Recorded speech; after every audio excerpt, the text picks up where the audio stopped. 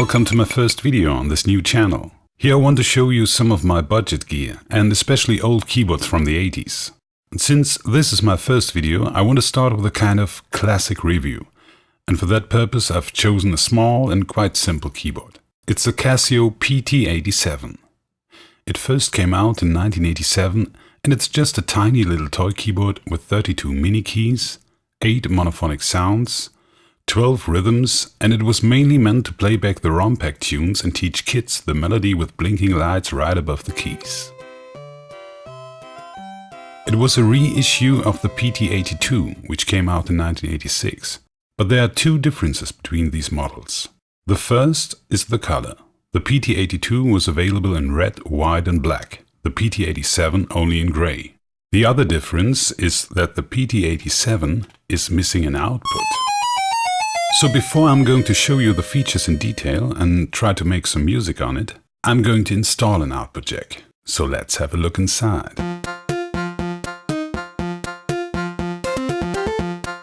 A little piece was broken off the ROM Pack cartridge, but it's not a big deal. Here we see the date stamp. This particular model was built in July 1988. I just bought it recently, and although it's in a nice shape, I want to give it a good cleaning. So I take everything apart. First I desolder the speaker and the wires that go to the battery compartment.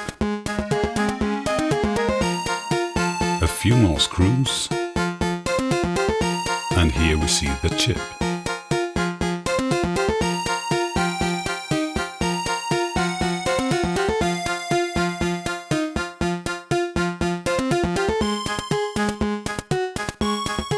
The disassembly was quite easy and all parts are ready for cleaning.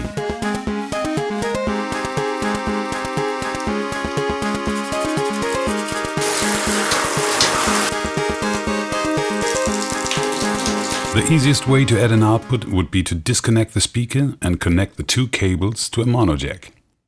But I like to use headphones from time to time, and I decided to use a small stereo jack, which is capable to mute the speaker when a plug is inserted. Now I have to decide where to install the output jack. Because the thread isn't very long, the best place is right next to the power jack, where the plastic is a little bit thinner. It's also the place where the PT-82 has its output jack. Usually I would use a drill, but this seemed to be done easier with a rasp. And it looks quite okay. I made some pictures to show you the connections of the jack. On one side we see 5 pins. This is where the wires are going to be attached. When I flip it over, we can see how it works. The contact at the top is the ground connection. These two are connected to each other right now, as well as these two. If a stereo plug is inserted, this pin is disconnected and the tip of the plug is connected to this pin.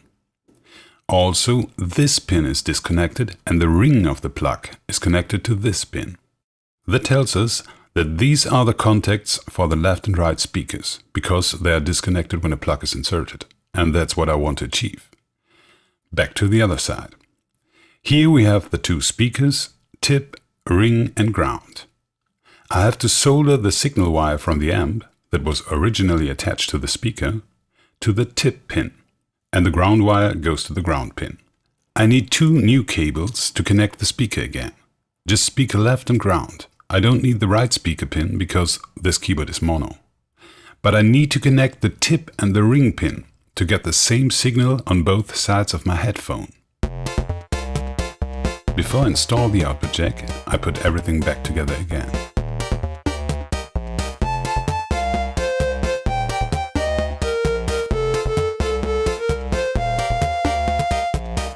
Now I solder the signal wire to the tip pin and the small bridge to the ring pin. Next, I connect the 2 ground wires to the ground pin. Last thing to do is to connect the battery compartment and the speaker again. I wouldn't say this looks professional, but I guess it's gonna work. I fixed the jack only with a small nut.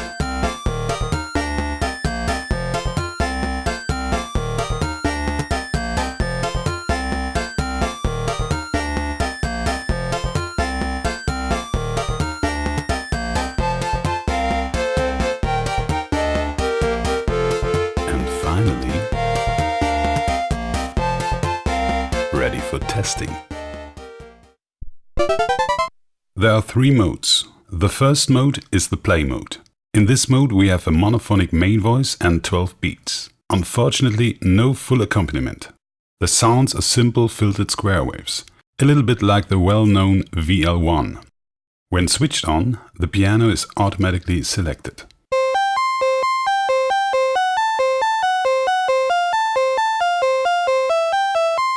Violin,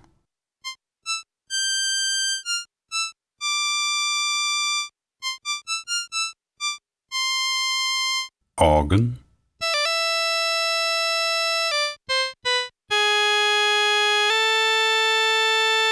harpsichord,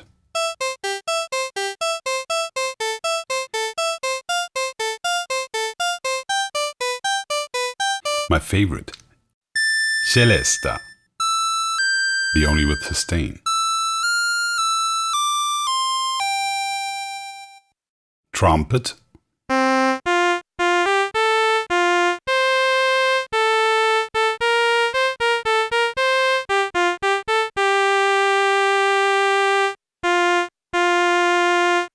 clarinet,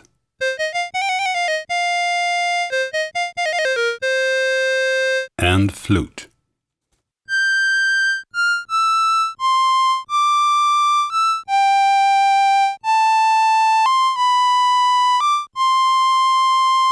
You can't change sounds when you're holding down a key. You choose a beat with the rhythm select button and one of the keys that show a rhythm name above. They're quite unique, but a little bit thin. I play my favorites for you. First is rock, disco, 16-beat, swing 4-beat, samba, bossa nova, and slow rock. Unlike many modern keyboards, you can also switch rhythms in between bars. That way you can add fills.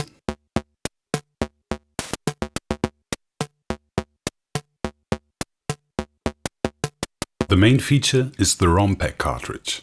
There are a lot of ROM packs around and they can contain more than 15 songs from classic to pop. This one is the RO551 with 4 world songs that was shipped with this model. Notice that every song has a number. First I'm gonna show you the autoplay function. It's like a jukebox mode. You hear the whole song with drums, bass, chords and melody. Just switch to autoplay and select a tune by pressing the key with the corresponding number. There's a number below every key, but since this ROM pack has only 4 tunes, every key above 4 will start the first song. The highest key also says demo. When selected, all the tunes on the ROM pack are gonna be played in a row. Let's say 4. Old Folks at Home. We hear a little intro and you can change the tempo, 9 steps up or down. And then the melody starts and is also indicated by the LEDs. I can switch through the sounds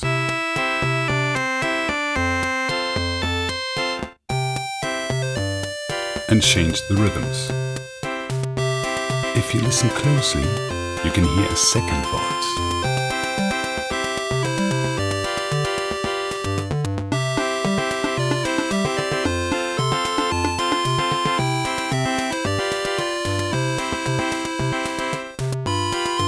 I can try to play along, but the main voice is monophonic, so it doesn't make much sense. The last mode is the melody guide. This is what this keyboard was made for. Here the melody is left out and you can play it yourself. Let's try song 1. The blinking LED shows which note to play. You have to press the key when the LED stops blinking and hold it down till the LED goes off. You can also change sound, rhythm or tempo. There are 4 melody guide levels. Right now the first is selected, best for beginners.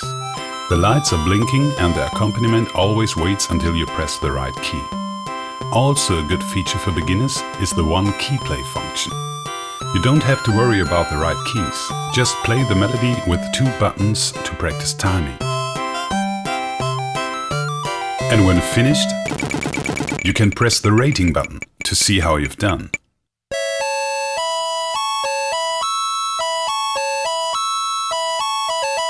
As I mentioned before, there are 3 more melody guide levels. Level 2, the lights are blinking, but the accompaniment won't wait and plays straight on. No one key play possible.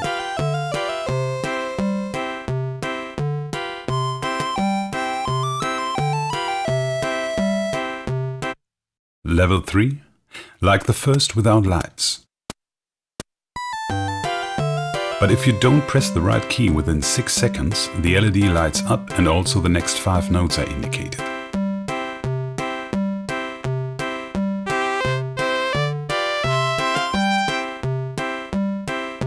Level 4, like the second without lights.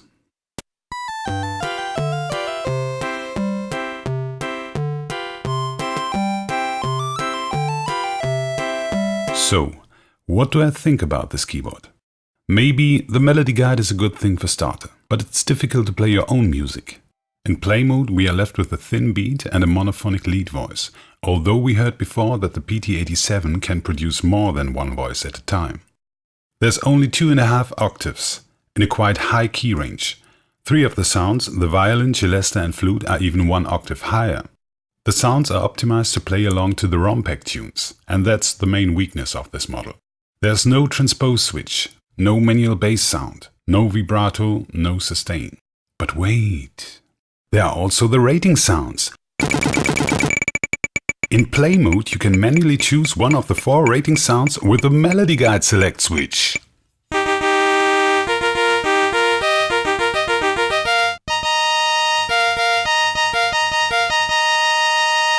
Yes! Nevertheless, I kind of like the sounds, and I will try to do a little recording.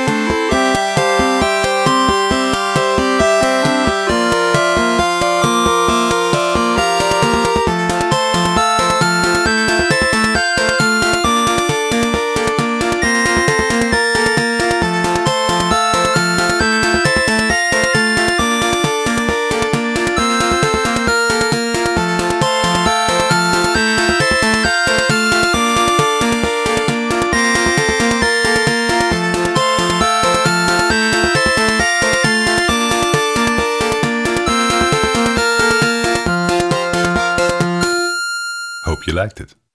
But because there's so much more to hear when the ROM Pack tunes are playing, I decided to sample this keyboard and try to get a little bit more out of it. And that's what I'm going to show you in my next video.